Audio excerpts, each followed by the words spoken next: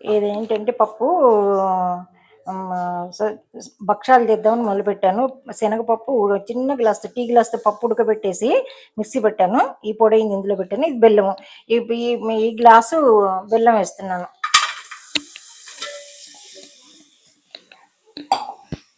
ఇదేంటంటే గ్లాసు బెల్లం అయింది. నేను టీ గ్లాస్ పప్పు ఉడకబెట్టి మిక్సీ పెడితే ఈ గ్లాసు నిండా అయింది పొడి శనగపప్పు. అందుకోసం ఈ గ్లాసు పొడికి గ్లాసు బెల్లం వేసాను. ఈ బెల్లం పాకం వచ్చిన తర్వాత ఇందులో పోస్తాను. మనం వేరే నీళ్లు పోయక్కర్లేదు. మామూలుగా వేడి దాంట్లో వేసి చేస్తే ఇది పాకం వచ్చేస్తుంది. ఆటోమేటిక్గా అదే నీళ్లు వస్తుంది, పాకం వస్తుంది. కరుగుతుంది చూడండి దగ్గరికి వచ్చి.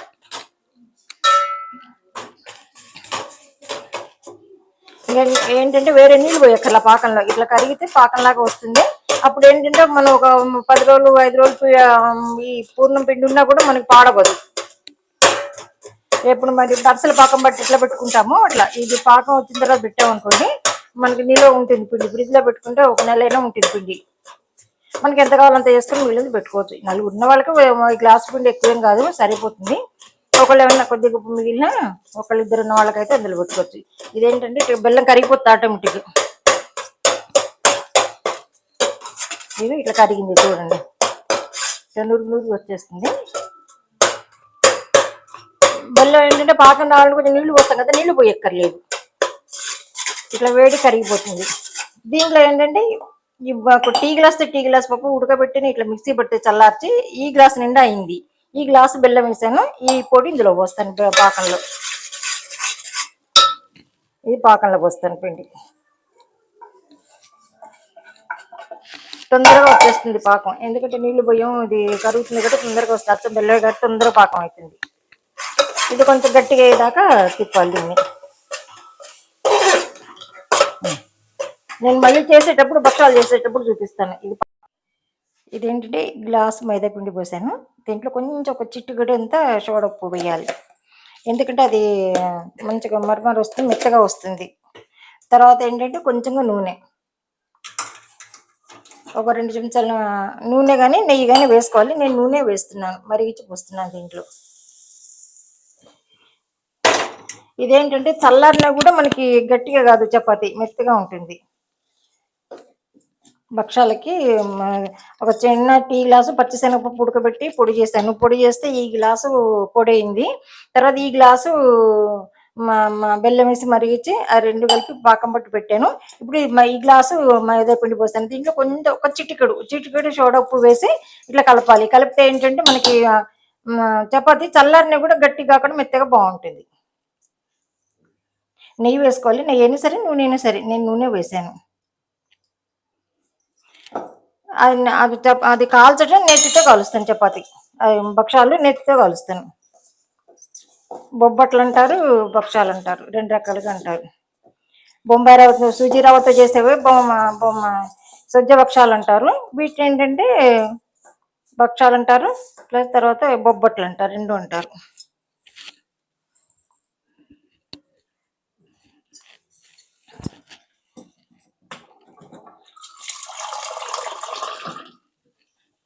ఇదేంటంటే కొంచెం ఇప్పుడు ఇట్లా నూనె వేసాం కదా, నూనె వేస్తే ఇట్లా ముద్ద అవుతుంది పిండి.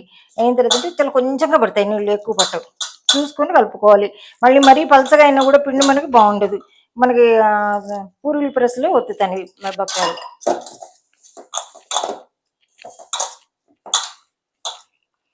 భక్షాలు అంటారు, ఇది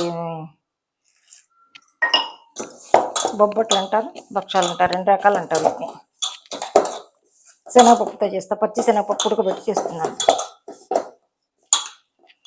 ఇదేంటంటే ఇట్లా మెత్తగా చక్కగా బాగుంటుంది. చల్లారినా కూడా మనకి పైన రొట్టె మెత్తగా ఉంటుంది. చూసి పోసుకోవాలి, ఎందుకంటే ఎక్కువ తక్కువ వస్తే మళ్ళీ పిండి పలచనైంది అనుకోండి, మళ్ళీ ఇంత మైదా పిండి వేయాల్సి ఉంటుంది.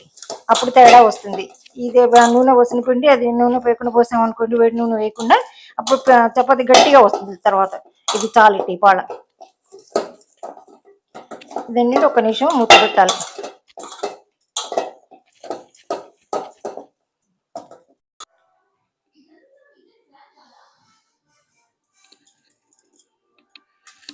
ఏంటంటే కొద్దిగా వేడి నూనె అది వేస్తే ఇట్లా మంచిగా సాగుతుంది, బాగుంటుంది. మనం చేయడానికి ఈజీగా ఉంటుంది. ఇట్లా చిన్న చిన్నవి చేసి ఇట్లా నొక్కేసి దీంట్లో పెట్టుకోవాలి పూర్ణం. ఇట్లా దీంట్లో ఈ పూర్ణం పెట్టేసుకోవాలి.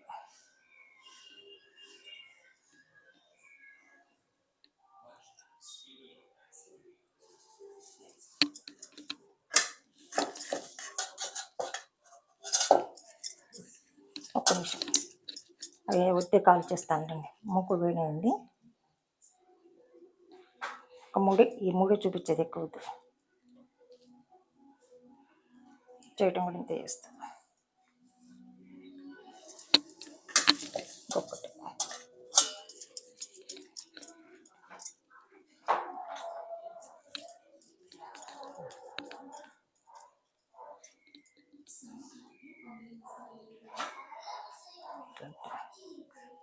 ఎందుకంటే కాస్త వేడి నూనె వేయటాన్ని చల్లారిన చపాతీ మెత్తగా ఉంటుంది, మనకి ఇట్లా సాగుతుంది, మంచిగా చేసుకోవడానికి ఈజీగా ఉంటుంది.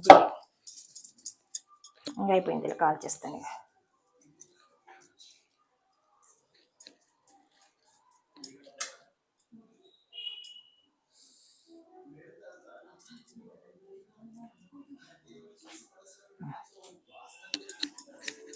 ఇక్కడ చూపించాను.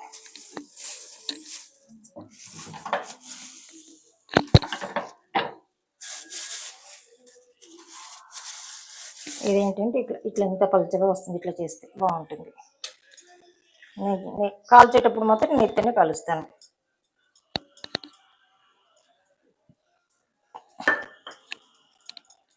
బాగుంటుంది, చేసుకోవడం చాలా ఈజీ, బాగుంటుంది.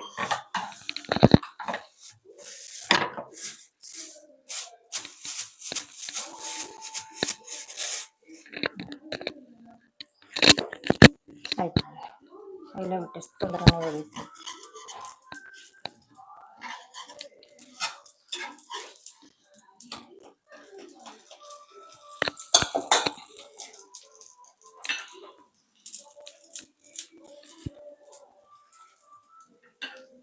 మూడు వేసి తొందరగా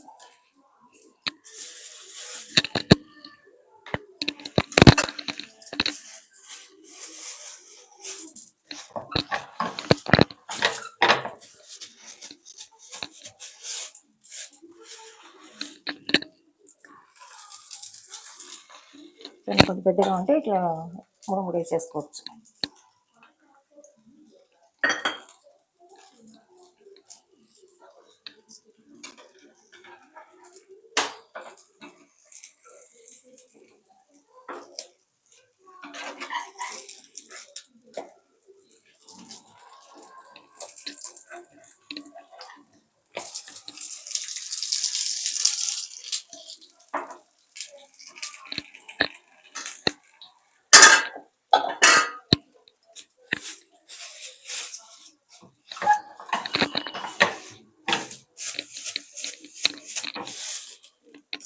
ఇది అయిపోయింది, తొందరగా అయిపోయింది. చేసుకోవడం ఈజీ, తినడం కూడా ఈజీ, బాగుంటుంది.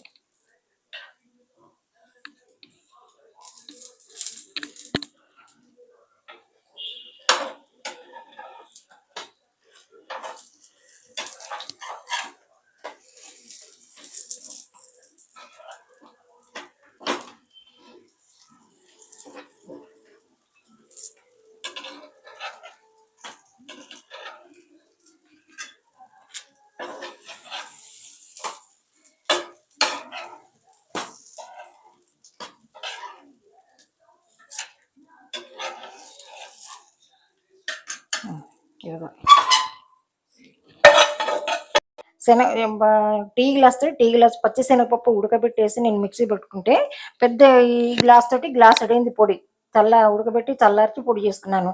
ఈ గ్లాసుడు బెల్లం పొడి వేసాను. బెల్లం పాకం పట్టిన తర్వాత ఈ శనగపప్పు పొడి అందులో వేసి తిప్పాను, 2 యాలకులు అవి తిప్పిన తర్వాత ఏంటంటే ఇటు మైదా పిండి కలిపాను. చూపించాను కదా ఇందాక, మైదా పిండిలో ఏంటంటే కొంచెంగా వేడి నూనె కానీ నెయ్యి కానీ వేసుకొని కలుపుకోవాలి. ఇటు చక్క మెత్తగా బాగా వస్తుంది, గుల్లగా వస్తుంది. చల్లారిన కూడా చపాతీ పైన మెత్తగానే ఉంటుంది. అందుకే ఇటు చేశాను. మీకు ఈ రెసిపీ నచ్చేటట్టయితే, నచ్చుతుందని అనుకుంటున్నాను, నచ్చేటట్టయితే ఒక లైక్ చేయండి, షేర్ చేయండి, సబ్స్క్రైబ్ చేయండి. ఎందుకంటే మీకు చేసుకొని చూడండి, చేసుకోవటం ఈజీ, తినటం ఈజీ, బాగుంటుంది.